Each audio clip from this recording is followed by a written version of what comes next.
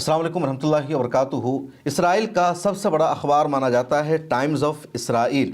Times of Israel ने एक ख़बर शाये की जिसमें यह बताया गया कि इसराइल के प्राइम मिनिस्टर बेंजामिन नेतन्याहू ने 7 अक्टूबर 2023 के वाक़यात की तहक़ीक़ के लिए जो कमीशन तश्कील दी गई है उस पर सवाल उठाया है और उस कमेटी से मुतालबा किया है कि वो सिर्फ 7 अक्टूबर के वाक़या की इंक्वायरी न करे, उसकी जांच न करे और उस पर अपनी रिपोर्ट पेश न करे, बल्कि ओस्लो माहिदा से लेकर 2025 तक क्या हुआ और ओस्लो से या कह लीजिए 1993 से 2005 तक क्या हुआ उसका भी जायज़ा ले, उसकी भी तहक़ीक़ पेश करे। तब 7 अक्टूबर 2023 का मामला समझ में आ सकेगा। सिर्फ 7 अक्टूबर 2023 की इंक्वायरी की गई, इसकी छानबीन की गई, जांच की गई और इस पर रिपोर्ट पेश की जाती है तो ये इसराइल के हक़ में अच्छा नहीं होगा, ये एक तरफ़ा रिपोर्ट मानी जाएगी। टाइम्स ऑफ इसराइल ने अपोजिशन लीडर का बयान भी नकल किया है, उसके अलावा और भी कई पहलुओं पर गुफ्तगू की है। अब जो इसमें इम्पोर्टेंट बात है, जो समझने वाली बात है, वो ये है कि कमीशन की तश्कील से इसराइल के प्राइम मिनिस्टर बेंजामिन नेतन्याहू को डर क्यों लग रहा है। नेतन्याहू ये क्यों चाहते हैं कि इंक्वायरी की शुरुआत 1993 से होनी चाहिए, ओस्लो एग्रीमेंट से होनी चाहिए, अभी से नहीं होनी चाहिए। क्योंकि अगर पूरे मामले की इंक्वायरी हो गई और 7 अक्टूबर का पूरा सच सामने आ गया तो फिर बेंजामिन नेतन्याहू के पास जेल जाने के अलावा कोई ऑप्शन नहीं बचेगा।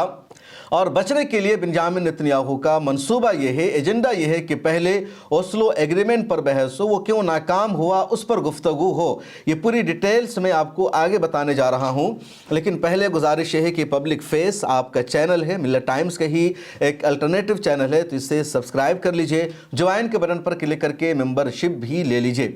अब इसराइल में चल क्या रहा है वो समझिए। इसराइल की जो अपोजिशन पार्टी है वो बेंजामिन नेतन्याहू के खिलाफ है, क्योंकि अपोजिशन पार्टी शुरू से गजा पट्टी में सीज फायर का दबाव बना रही थी और बेंजामिन नेतन्याहू सीज फायर करने को तैयार नहीं। उसके अलावा बेंजामिन नेतन्याहू की पार्टी अकेले सरकार में नहीं है, कई पार्टियों के अलायंस से मिलकर सरकार बनी हुई है और बेंजामिन नेतन्याहू अलायंस के सपोर्ट से प्राइम मिनिस्टर है। जैसे ही अलायंस हटेगा या कोई भी इत्तेहादी पार्टी अपना इत्तेहाद वापस लेगी, बेंजामिन नेतन्याहू प्राइम मिनिस्टर के ओहदा पर फायज नहीं रह सकता।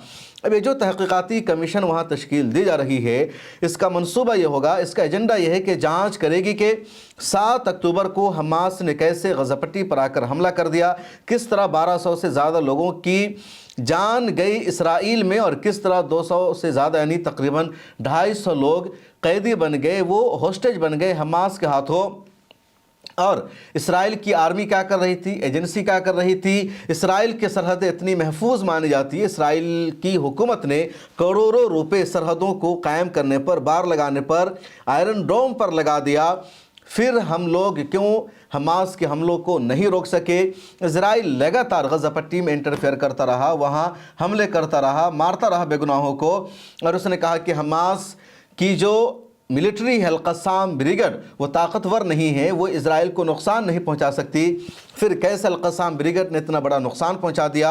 2 सालों तक जंग चलती रही और 2 सालों की जंग में इजराइल हमास को ख़त्म नहीं कर सका, टनल को तबाह नहीं कर सका और आलमी सतह पर इजराइल की जो छवि है एक दहशतगर्द स्टेट की बन गई। इजराइल जालिम स्टेट के तौर पर दुनिया भर में उभरा, दुनिया भर का जो सपोर्ट इजराइल को मिल रहा था वो नहीं मिल सका। उसके अलावा वो ममालिक जो कल तक इजराइल के साथ खड़े थे और फ़लस्तीन को एक आज़ाद स्टेट के तौर पर तस्लीम करने को तैयार नहीं थे, उनमें से कई बड़े बड़े ममालिक ने फ़लस्तीन को एक आज़ाद स्टेट के तौर पर तस्लीम कर लिया। यूनाइटेड नेशन में उन्होंने वोट देना शुरू कर दिया है। यूनाइटेड नेशन की सिक्योरिटी काउंसिल में सिर्फ अमेरिका बचा हुआ है जो फ़लस्तीन को स्टेट तस्लीम करने को तैयार नहीं, वरना इंग्लैंड और फ्रांस जिनको वेटो पावर हासिल है उन्होंने भी फ़लस्तीन को एक आज़ाद स्टेट के तौर पर तस्लीम करने का ऐलान कर रखा है, फ़लस्तीन के हक़ में वोट देने का ऐलान कर रखा है।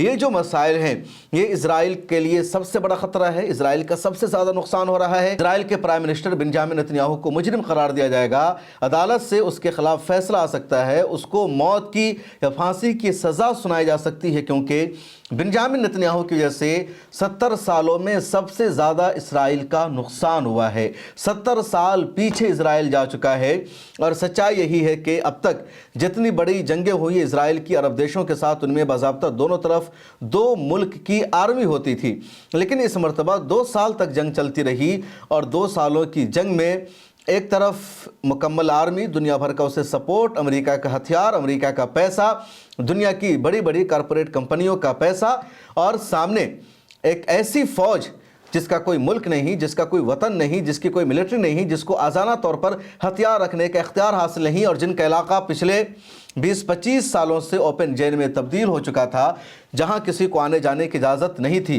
तो इन सवालों ने प्राइम मिनिस्टर बेंजामिन नेतन्याहू की मुश्किलों को बढ़ा रखा है और अपोजिशन को जवाब देना मुश्किल हो रहा है। और अब वहां बुध के दिन वहां की पार्लियामेंट में एक बिल भी लाया जा रहा है, जिस बिल में कहा जा रहा है कि ये जो नई कमेटी तश्कील दी जा रही है, इसका सुप्रीम लीडर या इस कमेटी का सरबराह सुप्रीम कोर्ट का जज नहीं बल्कि एक अलग शख्स होगा। और इसी पर वहां के अपोजिशन लीडर यार लेपिड ने सवाल उठा दिया। लेपिड का कहना है कि जो नया बिल पार्लियामेंट में लाया जा रहा है और उस बिल में सुप्रीम कोर्ट के चीफ जस्टिस को कमेटी का सरबराह बनाने की जगह एक नए शख्स को सरबराह बनाया जाएगा। उसके अलावा ये शर्त रखी जा रही है कि दोनों तरफ से बराबर बराबर अफराद होंगे, यानी जितने हुकूमत के अफराद होंगे उतना ही अपोजिशन के अफराद होंगे। ये इस कमेटी पर सवाल उठाने वाला है। बेंजामिन नेतन्याहू बचने की कोशिश कर रहा है। सुप्रीम कोर्ट के चीफ जस्टिस को ही उस कमेटी का सरबराह होना चाहिए ताकि बेंजामिन नेतन्याहू का मुआवजा हो सके, सच्चाई सामने आ सके। लेकिन ये जो बेंजामिन नेतन्याहू बिल लाने की कोशिश कर रहा है, उसका मतलब ये है कि जब सुप्रीम कोर्ट के चीफ जज के हाथ में इख्तियार नहीं रहेगा तो जो कमेटी का सरबराह बनाया जाएगा वो बेंजामिन नेतन्याहू को देखते हुए फैसला करेगा। और बेंजामिन नेतन्याहू के ताज़ा बयान के ओस्लो एग्रीमेंट की नाकामी पर बहस होनी चाहिए। 1993 से लेकर 2005 तक, 2005 से लेकर 2025 तक पर गुफ्तगू होनी चाहिए। तमाम उमूर का जायज़ा लेना चाहिए। बेंजामिन नेतन्याहू के कहने का मतलब यह है कि अगर इजराइल के अवाम को, दुनिया भर को ये लगता है कि बेंजामिन नेतन्याहू के दौरे हुकूमत में हमास ने इसराइल पर आकर हमला किया, इसराइल में तोड़ फोड़ की, होस्टेज बना लिया, तो ऐसा नहीं है। 1993 में जब ओस्लो एग्रीमेंट हो गया था अल-फतह ग्रुप के साथ या पैलेस्टाइन अथॉरिटी के साथ, उसके बावजूद भी हमास का इजराइल पर हमला जारी रहा। हमास ने हमारे लोगों को मारा, हमारे लीडर को गिरफ्तार किया और ये कंटिन्यू चलता रहा है। तो इजराइल की तमाम हुकूमतों में हमास ने हम पर हमला किया है, इसलिए सिर्फ हमें मुजरिम बनाकर ना पेश किया जाए। लेकिन अपोजिशन पार्टी मजबूती के साथ डटी हुई है। बड़ा प्रोटेस्ट भी हो रहा है कि बेंजामिन नेतन्याहू को प्राइम मिनिस्टर के ओहदा से हटाया जाए, और बेंजामिन नेतन्याहू ये ओहदा छोड़ने को तैयार नहीं है। इस वीडियो में इतना ही। आपसे एक बार फिर गुजारिश है, पब्लिक फेस को सब्सक्राइब कर लीजिए और मुझे दीजिए इजाज़त।